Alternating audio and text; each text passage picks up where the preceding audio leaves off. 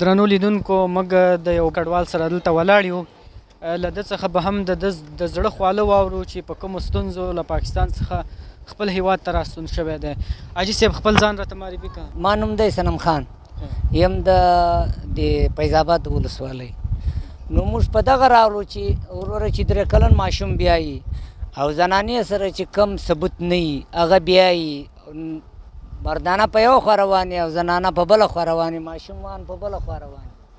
نو هغه یو سړی خو دغه عزت په ګران دی وروره جانه ځان راباسي چې بیا یو کس ونیسي وروره هغه 40-50 روپۍ به تا څخه اخلي، هغه به لاس ورځې رایله کوي او بیا به وروره 11مه ورځ به بیا ګرفتاره کوي او بیا به 40 ورکوي.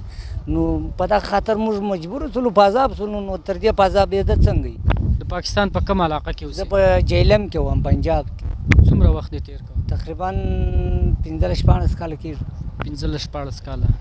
خپل وطن څنګه دلته چې راغلی؟ نو خپل وطن خو یا خپل ګور یا خپل کور. خپل وطن خو خپل وطن دی. په بل وطن کې چې څونې خانې بیا هم پټانې، هلته په موږ د پټانانو نوم ایښی و که نه، نو موږ چې څونې خانان وو بیا هم پټانان. سردخلا خپل وطن خو ګل دی، پوه شولې.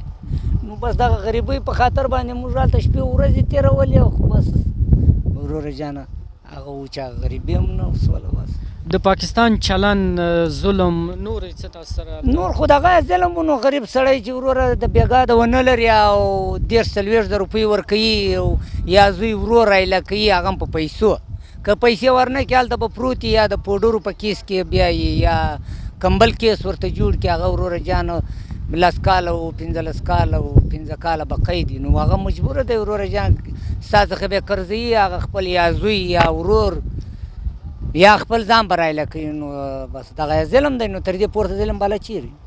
په کوم بارډر تاسو راغلل؟ موږ تورخم بارډر باندې. تورخم بارډر. هلته وضعیت څنګه و؟ دلته وضعیت ماشاءالله وروره 3 ټیمه ډوډۍ وه، وروره اوبه وې، هر څه وروره تیار وروره جانه، کومکونه وه وروره جانه ته دغه ځایه پورې. نو بالا دغه خبره وایي مرګ میخایي به کندوس برو، پخوا به سپین ږیرو ویله.